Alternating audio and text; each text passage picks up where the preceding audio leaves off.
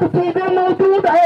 इसका मतलब ये है कि नबी जिंदा है। अगर नबी न होते जमीन हटा दी जाती, आसमान खत्म कर दिया जाता, चांद हटा दिया जाता, सूरज हटा दिया जाता। जिसके लिए बनाई गई जमीन और आसमान वो नबी है। ये सारी चीजें है। वो जो न थे तो कुछ न था, वो जो न थे तो कुछ न था, वो जो न हो तो कुछ न हो। जान है वो जहान की, जान है तो जहान है।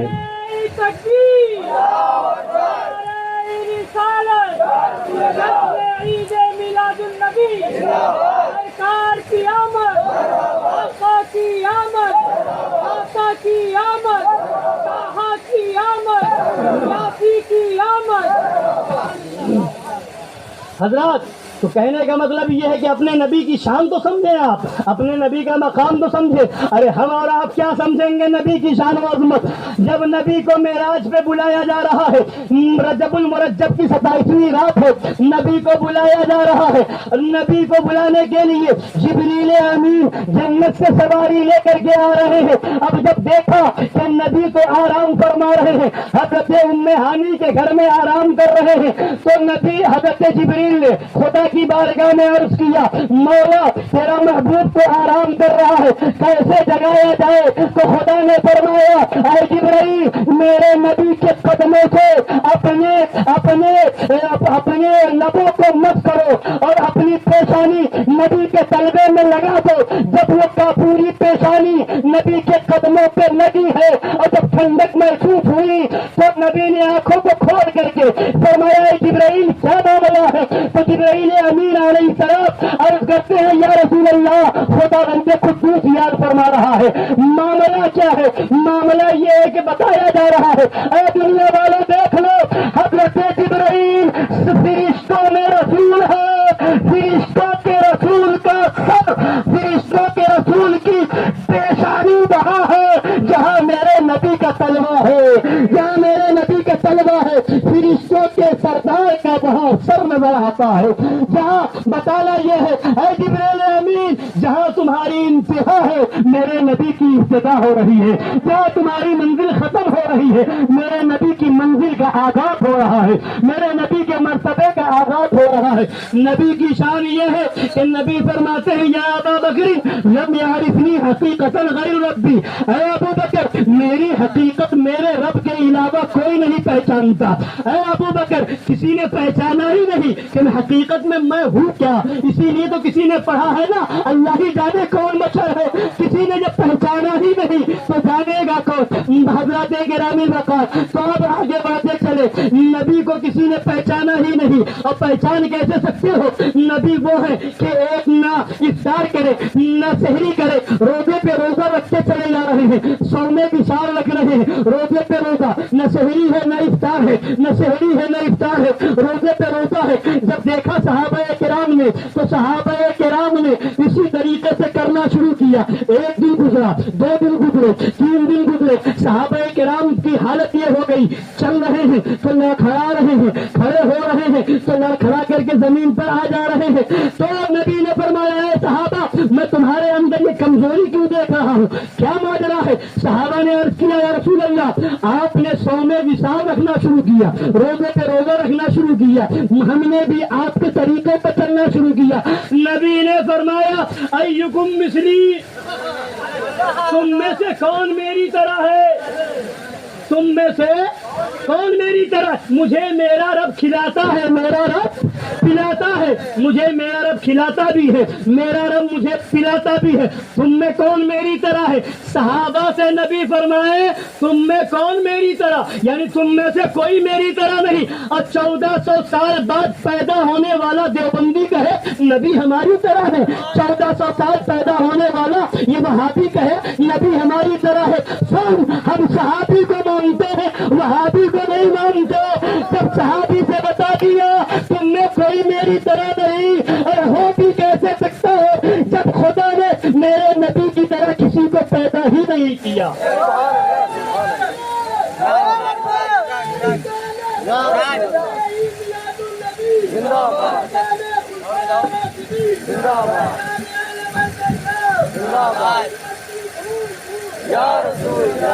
حضرت گرامی، تو بتانے کا مطلب یہ ہے کہ آج یہ وہابی اور دیوبندی کہتا ہے کہ نبی کی بھی دو آنکھیں تھی، ہماری بھی دو آنکھیں ہیں، نبی کے بھی ہاتھ تھے، ہمارے بھی ہاتھ ہیں، نبی کے بھی پیر تھے، ہمارے بھی پیر ہیں، وہ بھی بشر تھے، ہم بھی بشر ہیں، لہذا ہم نبی کی طرح ہیں، معاذ اللہ رب العالمین۔ مگر کسی صحابی نے ایسا کہا ہو تو بتاؤ، کبھی صدیق اکبر نے کہا ہو تو بتاؤ، کبھی فاروق اعظم نے کہا ہو تو بتاؤ، کبھی عثمان غنی نے کہا ہو تو بتاؤ، کبھی مولا علی نے کہا ہو تو بتاؤ، کبھی حضرت حمزہ نے کہا ہو تو بتاؤ، کبھی حضرت ابو ہریرہ نے کہا ہو تو بتاؤ، کبھی حضرت حذیفہ نے کہا ہو تو بتاؤ، کبھی حضرت بلال نے کہا ہو تو بتاؤ، کبھی حضرت عمرو بن عاص نے کہا ہو تو بتاؤ، کبھی حضرت سعد بن ابی وقاص نے کہا ہو تو بتاؤ، کسی صحابی نے نبی کو اپنی طرح نہ کہا۔ آج یہ وہابی کہتا ہے نبی ہماری طرح ہے، تو سنو، ہمیں صحابی کا عقیدہ چاہیے، وہابی کا عقیدہ نہیں چاہیے۔ تو ہمارے آئیڈیل جو ہے وہ صحابہ کرام ہے۔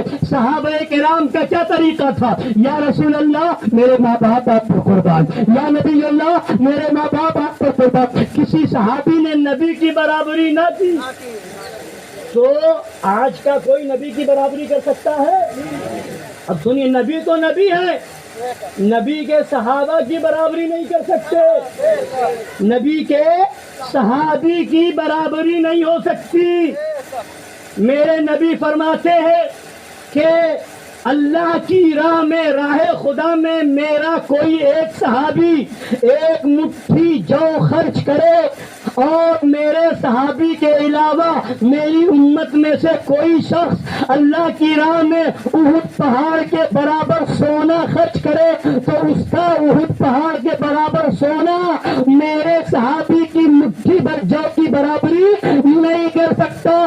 تم سونا خرچ کرو وہ پہاڑ کے برابر، تب بھی نبی کے صحابی کے مٹھی پر جو کی برابری نہیں ہو سکتی۔ تو جب مٹھی پر جو کی برابری نہیں ہو سکتی تو نبی کے صحابہ کی برابری ہو سکتی ہے؟ نبی کی صحابی کی برابری نہیں ہو سکتی ہے۔ کوئی عبادت کر کے، ریاضت کر کے، چلا کر کے، نماز پڑھ کے، روزہ رکھ کے، حج کر کے، زکوٰۃ دے کر کے، اعمال صالحہ کر کے بڑے سے بڑا درجہ پا سکتا ہے، ولی ہو سکتا ہے، غوث ہو سکتا ہے، قطب بن سکتا ہے، ابدال میں سے کوئی درجہ پا سکتا ہے، افراد میں سے ہو سکتا ہے، اوتاد میں سے ہو سکتا ہے، مگر کوئی بھی صحابی نہیں ہو سکتا صحابی کے مرتبے کو۔ تو ان کو یہ مرتبہ کیسے ملا؟ نماز سے، روزہ سے، حج سے، زکوٰۃ سے۔ ارے بہت سے صحابی تو وہ ہیں کہ نماز فرض نہیں ہوئی دنیا سے چلے گئے، روزہ فرض نہ ہوا دنیا سے چلے گئے، حج فرض نہ ہوا دنیا سے چلے گئے، یعنی نماز نہ پڑھی مگر صحابی ہیں، روزہ نہیں رکھا مگر صحابی ہیں، حج نہ کیا مگر صحابی ہیں، زکوٰۃ نہ دی مگر صحابی۔ اس لیے کہ یہ ساری چیزیں بعد میں ہوئی ہیں، کوئی 2 ہجری میں، کوئی 6 ہجری میں، کوئی 5 ہجری میں، پہلے یہ شروع میں ساری چیزیں فرض نہیں تھی، دھیرے دھیرے یہ چیزیں فرض ہوتی گئی ہیں۔ تو فرض ہونے سے پہلے جو ایمان لائے اور دنیا سے چلے گئے تو وہ صحابی ہوئے کہ نہیں؟ بولیے صحابی ہوئے؟ نماز نہیں پڑھی مگر صحابی، روزہ نہیں رکھا مگر صحابی، حج نہیں کیا مگر صحابی، زکوٰۃ نہیں دی مگر صحابی، اور یہ کچھ نہ کیا مگر صحابی، اور صحابی ہے تو آج زندگی بھر نماز پڑھو ان کی برابری کر سکتے؟ یا نماز زندگی بھر پڑھو مگر انہوں نے ایک وقت کی نہیں پڑھی، برابری؟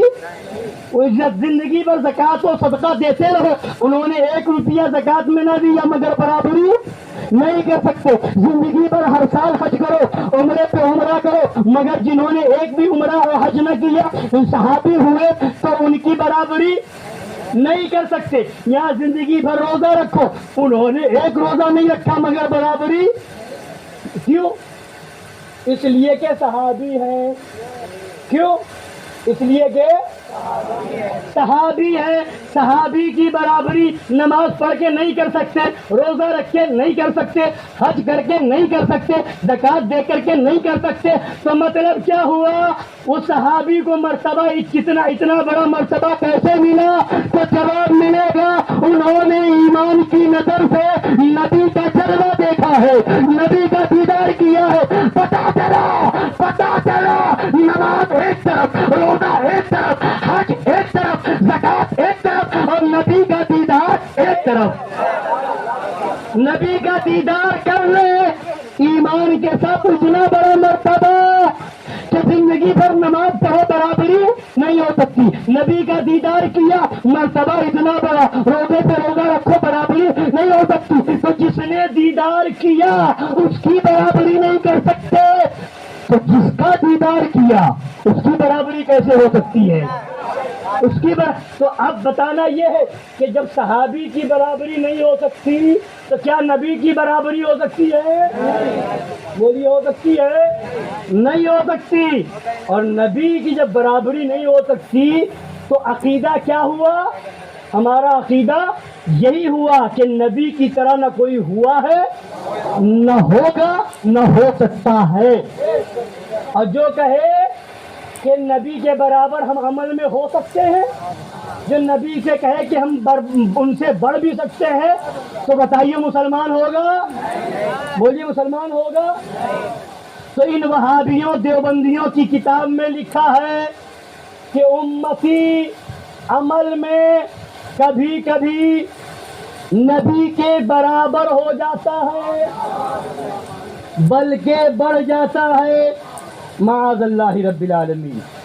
تو حضرات گرامی، تو بتانے کا مطلب یہ ہے کہ ان وہابیوں کی کتاب میں ایسا عقیدہ لکھا ہوا ہے، اپنے نبی کی شان آپ نے معلوم کر لی، آپ نے مختصر طور پر سماعت کیا نبی کی شان کس قدر بلند و بالا ہے۔ آپ قرآن پاک اٹھائیں تو نبی کی عظمت جگہ جگہ نظر آئے گی، قرآن پاک آپ اٹھائیں تو آپ کو سمجھ میں آئے گا نبی کی بارگاہ وہ ہے کہ حکم ہوتا ہے، یا ایھا الذین آمنوا لا ترفعوا اصواتکم فوق صوت النبی، اے ایمان والو نبی کی آواز پر اپنی آواز کو بلند نہ کرو، ولا تجهروا له بالقول كجهر بعضكم لبعض ان تحبط اعمالكم وانتم لا تشعرون۔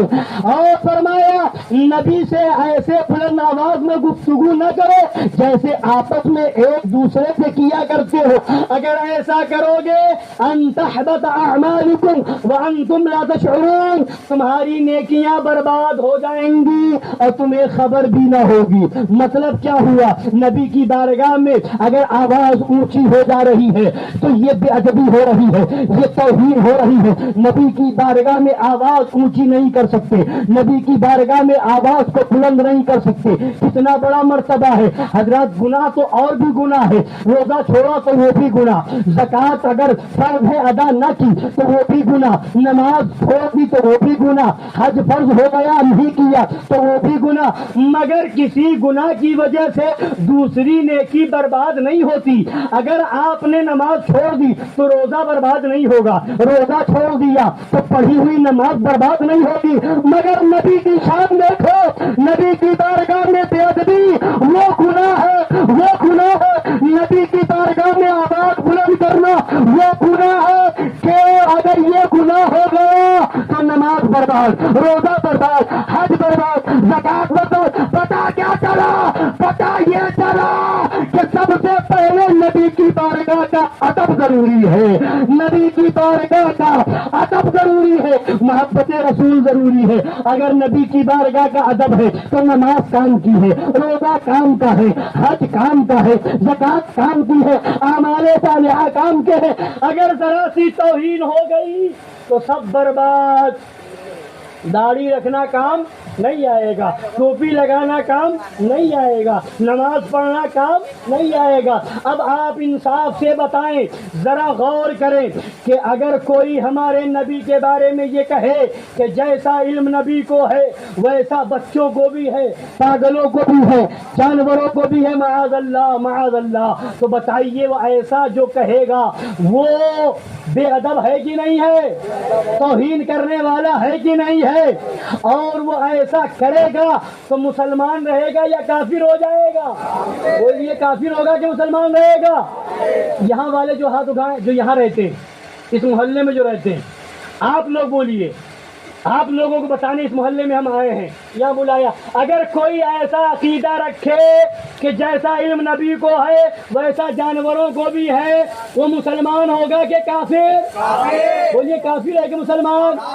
اب اس کی نمازداری کو دیکھیں گے آپ، اس کی نماز کو دیکھیں گے، حج کو دیکھیں گے، زکات کو نہیں، کوئی بھی ہو، مفتی ہو، عالم ہو، پیر ہو، کچھ بھی ہو، مسلمان نبی کی توہین کرے تو مسلمان، اور جماعت لے کر کے گھومے تو نہیں ہوگا، چلا کاٹے تو نہیں ہوگا، تبلیغی جماعت کی جماعت لے کر کے آئے تو نہیں ہوگا۔ سنیے، یہ عقیدہ انہی وہابیوں کا ہے، یہ کتاب انہی دیوبندیوں کی ہے۔ لوگ کہتے ہیں یہ بریلوی مولانا لوگ یہ مسلمانوں کو کافر کہتے ہیں، یہ نماز پڑھنے والے کو کافر کہتے ہیں، یہ روزہ رکھنے والے کو کافر کہتے ہیں، یہ قرآن پڑھنے والے، ہم نہیں کہتے، قرآن نے کہا یہ، اور ہم ایک ہے بنانا اور ایک ہے بتانا۔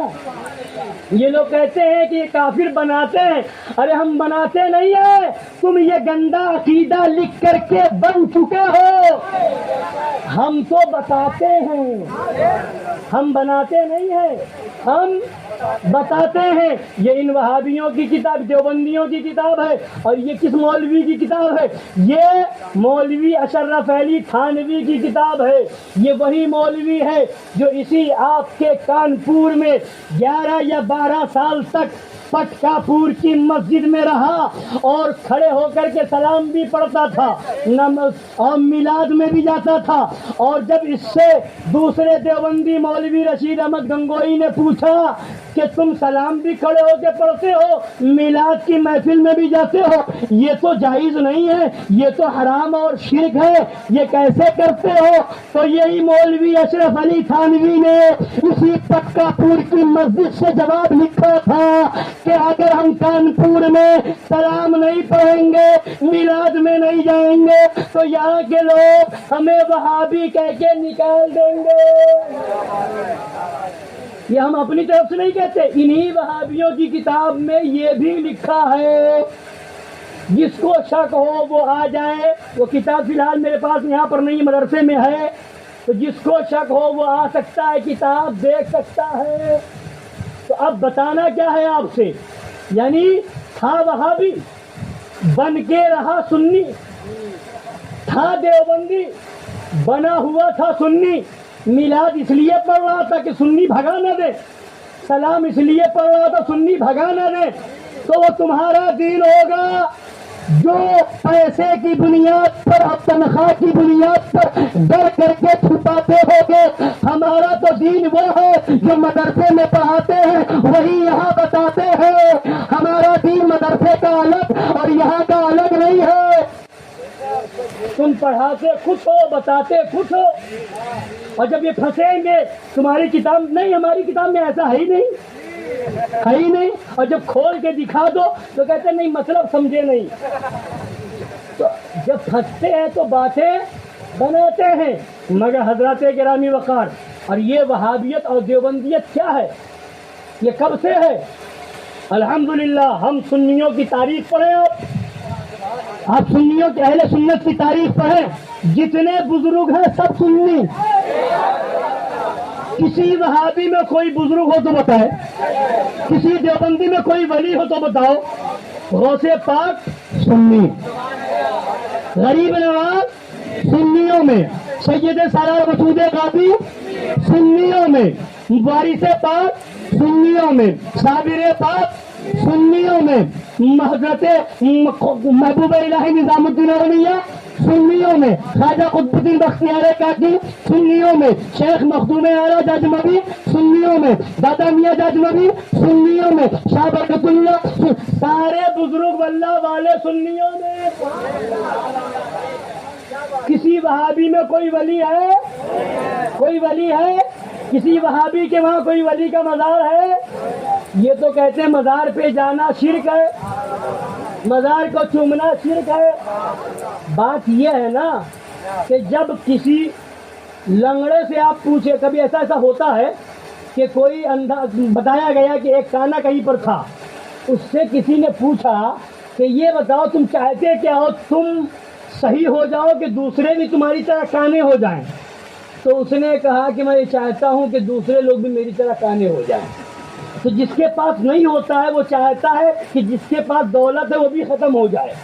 اگر کوئی ترقی کر کے علی شان محل بنا لے، دولت مند ہو جائے، محنت کر کے پیسہ والا ہو جائے تو دوسرے جلتے ہیں، اس کے پاس پیسہ کہاں سے آیا، دولت کہاں سے آئے؟ اب جو سمجھتے کیسے ختم ہو، کیسے یہ ذلیل ہو، کیسے، تو جس کے پاس نہیں ہے وہ دوسروں سے جلتا اس لیے کہ اس سے ختم ہو جائے۔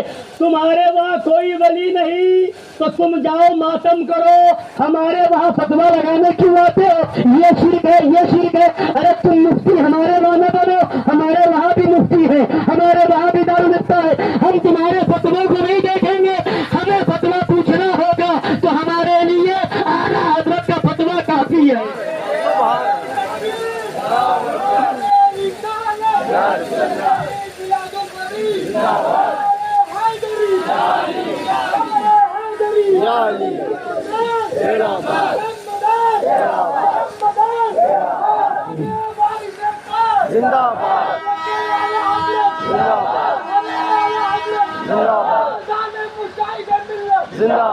جب ان کے وہاں کوئی ولی ہی نہیں تو چیخ کر کے فتویٰ تو یہی دے گا کہ جانا جائز نہیں، جانا حرام ہے۔ اس سے پوچھو جس کے وہاں ولی ہے تو وہ تو چادر بھی چڑھائے گا، پھول بھی پیش کرے گا، اگربتی بھی سلگائے گا، عطر بھی پیش کرے گا، چھونے گا بھی، دعا بھی مانگے گا، فیضان پائے گا۔ اور جو دنیا میں فیضان بٹ رہا ہے، فیض اللہ بابوں کا بٹ رہا ہے، آج ہزاروں مثالیں موجود ہیں۔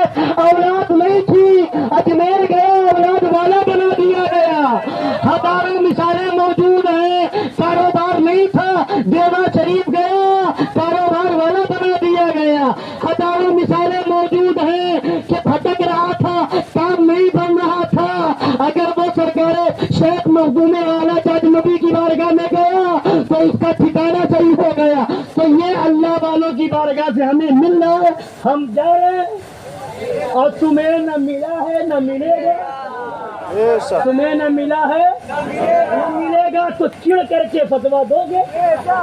اور ان کی کتابوں میں تو یہاں تک لکھا ہے کہ اجمیر، کلیر، بہرائچ اور دیوا جانا اتنا بڑا گناہ ہے، اتنا بڑا گناہ ہے کہ کوئی کسی مسلمان لڑکی کے ساتھ زبردستی زنا کر لے وہ بھی کم ہے، معاذ اللہ۔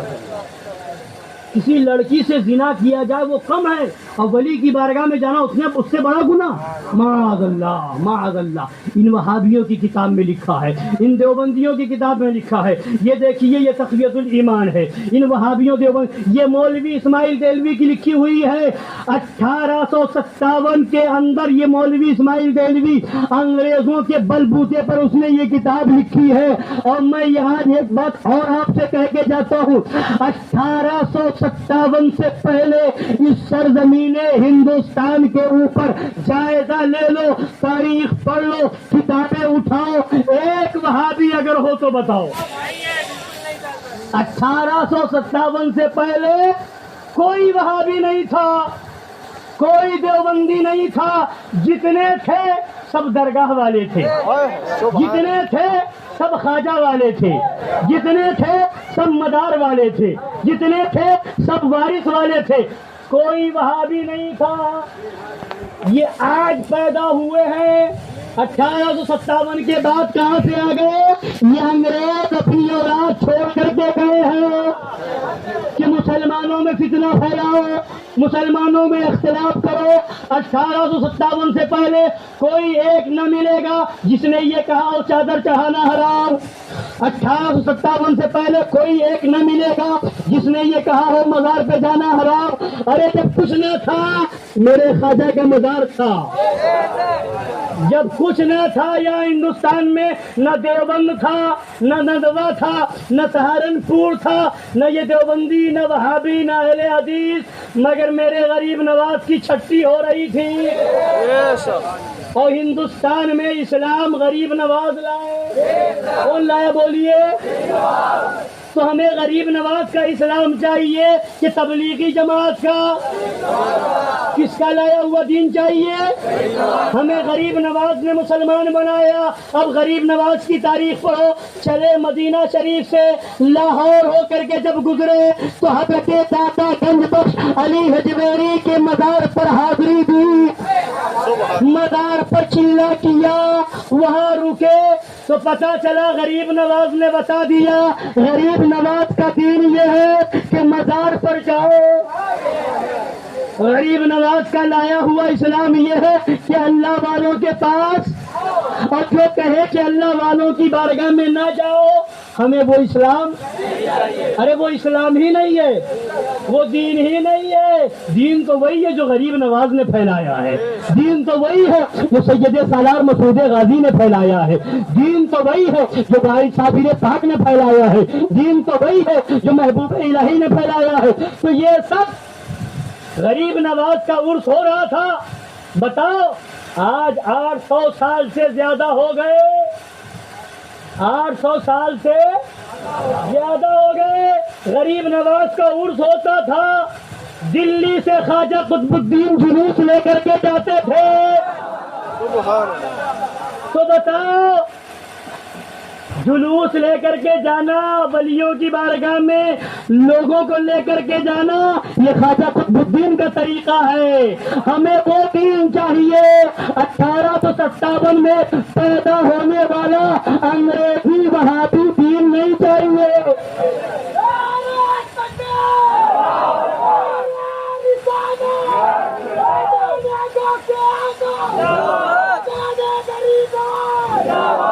اور ایک بات اور آپ یہ بھی سن لیں اور نظر دوڑائیں, غور کریں کہ آج جو وہابی یا دیوبندی بن رہا ہے اس کا باپ آپ دیکھیں تو سنی ہوگا, اور باپ اگر سنی نہیں ہوگا تو دادا سنی ہوگا, اور اگر دادا نہیں ہوگا تو پردادا ضرور سنی ہوگا, وہ ضرور فاتحہ والا ہوگا. تو اگر اے وہابیوں آج تم کہتے ہو ہم فاتحہ نہیں کریں گے, ہم میلاد نہیں پڑھیں گے, مزار پر نہیں جائیں گے, چادر نہیں چڑھائیں گے, یہ سب ناجائز ہے, حرام ہے, شرک ہے معاذ اللہ. تو جب یہ شرک ہوا تو شرک تو وہی ہے جو ہر شرک کفر ہوتا ہے, اور جب کفر ہوا تو انسان کافر ہوا, اور جب کافر ہوا تو نکاح ختم ہوا, اور جب بچہ پیدا ہوا تو حلالی نہیں ہوا. بولیے حلالی. تو جو آج یہ کہے کہ نیاز دلانا شرک ہے, فاتحہ دلانا شرک ہے, مزار پہ جانا شرک ہے, تو اس سے کہو اپنے حال کی خبر لو. تمہارا باپ اگر فاتحہ دلاتا تھا تو تمہارے باپ کا نکاح گیا, تم کون ہوئے؟ اگر تمہارے دادا فاتحہ دلاتے تھے, سنی تھے, تو تمہارے دادا کا نکاح گیا, تمہارا باپ کون ہوا؟ اور اگر تمہارے پردادا سنی تھے, فاتحہ دلاتے تھے, میلاد میں جاتے تھے, تو اب بتاؤ تمہارے دادا کافر ہوئے, نکاح گیا, تمہارا دادا کون ہوا؟ تو اپنے منہ سے تم غیر حلالی بن رہے ہو. ہمیں کیوں کہنے آتے ہو؟ تم اپنے منہ سے فتویٰ لگا کر کے اپنا نسب خراب کر رہے ہو. ہم تو الحمدللہ فخر سے کہتے ہیں ہمارا باپ بھی سنی, ہمارا دادا بھی سنی, ہمارا پردادا بھی سنی, ہماری نسل تھا غریب نواز اسلام لائے, جب سے ہم مسلمان ہیں سنی ہے, سنی رہیں گے, اور انشاءاللہ جب جائیں گے تو سنیوں کا جنازہ جائے گا, اعلان ہوگا میں وہ سنی ہوں. زمین قادری مرنے کے بعد میرا لاشا بھی پڑھے گا الصلاۃ والسلام.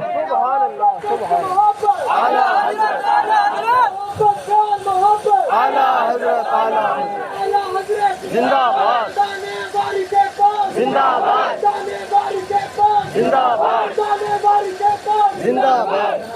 بتانے کا مطلب یہ ہے کہ ان وہابیوں کی کتاب ہے دیوبندیوں کی, یہ دیکھیے مکالمۃ الصدرین ہے.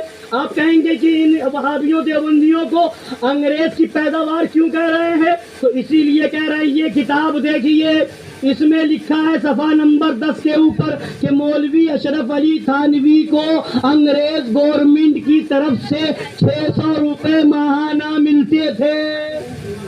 تو انگریز یہ پیسے کیوں دے رہا تھا؟ یہ آپ اسماعیل دہلوی کی تاریخ پڑھیں. کلکتہ کی سرزمین پر جب گیا آزادی کے دور میں تو وہاں لوگوں نے پوچھا انگریز کے خلاف جہاد کرنا کیسا ہے، تو مولوی اسماعیل دہلوی نے فتویٰ دیا تھا کہ انگریز گورنمنٹ ہماری گورنمنٹ ہے، اس کے خلاف جہاد کرنا حرام ہے. اگر کوئی انگریز حکومت کے خلاف لڑے تو اس سے لڑنا ضروری ہے. معاذ اللہ رب العالمین. تو یہ کس کی پیداوار ہے؟ یہ اسی لیے ان کو پیدا کیا گیا. یہ مولوی اسماعیل دہلوی نے یہ کتاب لکھی. جب یہ کتاب لکھی گئی تو چھپنے سے پہلے اس نے اپنے مولویوں کو بلا کر کے مشورہ کیا. اور یہ بھی بات جو میں بتا رہا ہوں یہ بھی انہی وہابیوں کی کتاب ارواح ثلاثہ میں موجود ہے. اس میں یہ لکھا ہوا ہے کہ میٹنگ کی گئی، یہ کتاب میں نے لکھی ہے. اس کتاب میں بعض جگہ تشدد ہو گیا ہے، شرک خفی کو شرک جلی لکھ دیا گیا ہے. اندیشہ ہے کہ اس کتاب کے چھپنے کے بعد لڑائی ہوگی، جھگڑا ہوگا، آپس میں خون ریزیاں ہوں گی. اب بتایا جائے اس کتاب کے بارے میں چھپوایا جائے کہ نہ چھپوایا جائے. تو مشورہ یہ ہوا کہ اس کتاب کو چھپوا دیا جائے. معاذ اللہ. اب بتائیے کتاب کیوں لکھی جاتی ہے؟ اختلاف ختم کرنے کے لیے کہ اختلاف پیدا کرنے کے لیے، جھگڑا ختم کرنے کے لیے یا جھگڑا پیدا کرنے کے لیے. یہی وجہ ہے کہ اس کتاب تقویت الایمان سے پہلے کوئی یہاں وہابی دیوبندی کا کوئی معاملہ نہیں تھا. جب یہ کتاب چھپی ہے تو کہیں باپ دیوبندی ہوا بیٹا سنی، کہیں بیٹا سنی باپ دیوبندی، کہیں ماموں دیوبندی بھانجا سنی، کہیں جو ہے چچا جو ہے سنی اور بھتیجا وہابی. جب ایسا ہونے لگا تو جھگڑا شروع ہو گیا، اختلاف شروع ہو گیا. ایک گھر میں دو طرح کے لوگ ہو گئے. ایک وہ جو کتاب پڑھ کر کے کہہ رہا ہے مزار پہ نہ جاؤ، ایک وہ جو کہہ رہا ہے جائیں گے، ایک وہ جو کہہ رہا ہے کتاب پڑھ کے فاتحہ نہ دلاؤ، ایک کہہ رہا ہے بلائیں گے، ایک کہہ رہا ہے کہ کتاب پڑھ کر کے عرس میں نہ جاؤ، عرس نہ کرو، ایک کہہ رہا ہے نہیں ہمارے بزرگوں نے کیا ہے ہم کریں گے. تو یہ سارا اختلاف پیدا ہوا اس تقویت الایمان کی وجہ سے، اس کتاب کے چھپنے کی وجہ سے. اور یہ کتاب لکھی گئی انگریز کے اشارے پر، یہ کتاب لکھی گئی انگریز کے کہنے سے. اور یہ اسماعیل دہلوی انگریز کا دلال تھا، اس نے یہ کتاب لکھی اور اختلاف پیدا کیا. لہذا وہ اختلاف جب چلا ہے تو آج تک وہ اختلاف برقرار ہے. لہذا سنیوں اگر چاہتے ہو اختلاف نہ ہو، اگر چاہتے ہو اتحاد ہو جائے تو ایک ہی شرط ہے. وہ شرط یہ ہے کہ ایسی اختلافی کتابوں کو چوراہے پہ رکھ کر کے آگ لگا دو اور کہو نہ ہمارا اس کتاب سے تعلق ہے نہ اس کتاب کے لکھنے والے سے تعلق ہے. ہمارا تعلق ہے تو غریب نواز سے ہے، ہمارا تعلق ہے تو غوث اعظم سے ہے، ہمارا تعلق ہے تو امام حسین سے ہے، ہمارا تعلق ہے تو مولا علی سے ہے، ہمارا تعلق ہے تو کربلا والوں سے ہے، ہمارا تعلق ہے بدر والوں سے ہے، ہمارا تعلق احد والوں سے ہے، ہمارا تعلق نبی کے صحابہ سے ہے، ہمارا تعلق نبی سے ہے. اور جس کتاب میں ایسی گندی گھنونی باتیں ہیں ان کتابوں سے اور ان کتابوں کے لکھنے والوں سے ہمارا بولیے کوئی تعلق. تو اب آپ لوگ خاص طور سے جو دوسری جگہ سے آئے قریب وہ سب ہم جانتے ہیں، اپنے لوگ ہیں اور یہاں والے بھی اپنے، ایسی بات نہیں ہے. مگر اس محلے میں پہلی بار آیا تو آپ لوگ ہاتھ اٹھا کے بتائے کسی وہابی سے ہاتھ ملائیں گے؟ کسی وہابی سلام کریں گے؟ اپنے گھر میں بلائیں گے؟ ایسوں سے دور رہیں گے کہ نہیں؟ اگر دور نہ رہے اور اپنے بچوں کو دور نہ رکھا تو کل آپ کے گھر میں بھی جھگڑا ہوگا، آپ کے گھر میں بھی اختلاف ہوگا. اور اختلاف اس لیے ہوگا کہ وہ آ کر کے کہے گا یہ مت کرو یہ مت کرو. ارے یہ تو ایسے ہیں جو زندوں کے دشمن ہیں ہی، یہ تو مردوں کے بھی دشمن ہیں، یہ مردوں کے بھی دشمن ہیں. تیجا کرتے ہیں، 10واں کرتے ہیں، 20واں کرتے ہیں، 40واں کرتے ہیں. کیوں کرتے ہیں؟ یہ پڑھ کر کے ہم اس کا ثواب اپنے مردوں کو پہنچاتے ہیں. بولے پہنچاتے نہیں پہنچاتے؟ اور یہ ثواب ان کو پہنچتا ہے، ان کو اس سے آرام ملتا ہے، راحت ملتی ہے. اور یہ اپنی طرف سے نہیں کہتا، یہ حدیث پاک میں ہے. کہاں بولیے؟ حدیث پاک میں بھی ہے. یہاں تک کہ حدیث پاک میں ہے کہ جب جمعرات کی رات ہوتی ہے اور کچھ دن ایسے ہوتے ہیں شب برات وغیرہ میں بھی کہ مردے اپنے اپنے گھروں میں آ کر کے آواز دیتے ہیں کہ میرے لیے کچھ کرو. مفہوم بتا رہا ہوں، میرے لیے کچھ کرو، مجھے بھی کچھ دو، میں بھوکا ہوں مجھے دو. مطلب کیا ہے؟ وہ ثواب کا مطالبہ کرتے ہیں تاکہ آپ قرآن شریف پڑھ کر کے ثواب بخشتے، درود شریف پڑھ کے ثواب بخشتے. آپ جو ہے کچھ بنا کر کے غریب کو دے دے، اس کا ثواب وہاں پہنچ جائے گا. کچھ پکا کر کے دوست احباب کو، خاندان والوں کو کھلائے، یہ ثواب کا کام ہے، ثواب وہاں پہنچے گا. حضرت سعد رضی اللہ تعالی عنہ کی والدہ کا انتقال ہوا. وہ آئے نبی کی بارگاہ میں، یا رسول اللہ میری والدہ کا وصال ہو گیا ہے، انتقال ہو گیا ہے، میں کیا کروں کہ ان کو ثواب ملتا رہے؟ نبی نے فرمایا الماء، پانی. تو حضرت سعد نے کنواں کھدوایا، نبی کی بارگاہ میں آ کر کے عرض کیا، سرکار تشریف لے گئے. کنویں پر جا کر کے نبی نے فرمایا ہذہ لأم سعد، یہ کنواں نبی کی، یہ کنواں حضرت سعد کی ماں کے لیے ہے. مطلب یہ ہے کہ جتنے لوگ فائدہ اٹھائیں گے اس کا ثواب جو ملے گا وہ حضرت سعد کی ماں کو پہنچے گا، ان کی والدہ کو پہنچے گا. تو پتہ کیا چلا؟ حدیث نے بتا دیا کہ ثواب مردوں کو پہنچتا ہے. تو ہم شب برات میں حلوہ پکاتے ہیں تاکہ جب دوست احباب کو، فقیروں کو کھلائیں گے تو وہ ثواب مردوں کو جائے گا. مگر یہ کہتے ہم نہیں پکائیں گے، تو تمہاری قسمت میں ہے ہی کہاں کہ پکاؤ گے؟ نہ تمہاری قسمت میں حلوہ ہے، نہ محرم کا شربت ہے، نہ محرم کا کھچڑا ہے، نہ غوث پاک کی بریانی ہے، نہ غریب نواز کی دلیا ہے. یہ تو سنیوں کی قسمت میں ہے. کبھی مرغا ہے، کبھی بکرا ہے، کبھی حلوہ ہے، اور بزرگان دین کھلا رہے ہیں اور ہم کھا رہے ہیں. تمہارے وہاں ہے بھی تو تمہارے بڑوں نے تمہیں کیا دیا؟ نہ مرغا، نہ بکرا، نہ حلوہ، نہ کھچڑا، نہ شربت.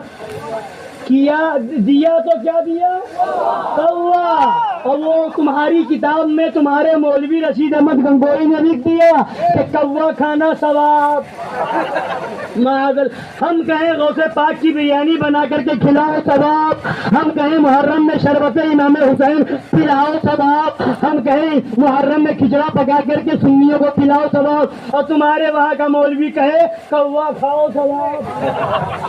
تو تم جانو، تمہارا مولوی جانے، تمہارا ثواب کوے میں ہے، ہمارا ثواب تو امام حسین کے کھچڑے میں ہے، امام حسین کے شربت میں ہے، غوث اعظم کی بریانی میں ہے.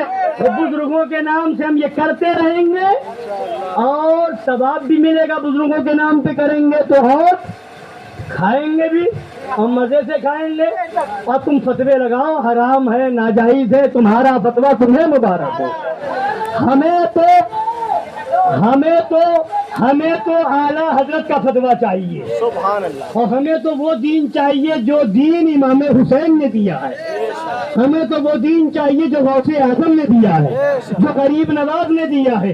اسی دین پر رہیں گے اور اسی دین پر انشاءاللہ مریں گے.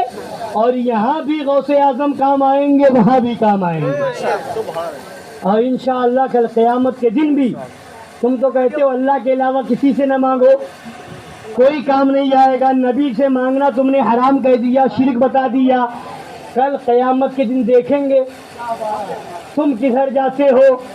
اور سنی اگرچہ گنہگار ہوگا مگر نبی فرماتے ہیں شفاعتی لأہل الکبائر من امتی، میری شفاعت میری امت کے بڑے بڑے پاپیوں کے لیے، میری شفاعت میری امت کے بڑے بڑے گنہگاروں کے لیے ہے. حضرت ایک صحابی ہے وہ فرماتے ہیں نبی کی شفاعت اس حدیث میں فرمایا اہل الکبائر کے لیے، بڑے بڑے گنہگاروں کے لیے. تو پرہیزگاروں کو اس سے کیا مطلب؟ پرہیزگاروں کو یہ تو گنہگاروں کے لیے ہے، اور نبی شفاعت کر رہے ہوں گے، گنہگاروں کو جہنم سے بچا کے جنت بھیج رہے ہوں گے، اور جب بھیج رہے ہوں گے تو اعلیٰ حضرت یاد آئیں گے، کیا ہی ذوق و قضا، شفاعت ہے تمہاری واہ واہ، قرض لیتی ہے گناہ، پرہیزگاری واہ واہ، پیش حق مژدہ شفاعت کا سناتے جائیں گے، آپ روتے جائیں گے، ہم کو نبی رو رو کے شفاعت کر رہے ہوں گے، مولا میری امت کو بخش دے، میری امت کو بخش دے، اور نبی فرماتے ہیں میں اپنے ہر ایک گنہگار امتی کی بخشش کرواؤں گا، شرط یہ ہے کہ وہ میرا چاہنے والا ہو، میرا غدار نہ ہو، غدار نہ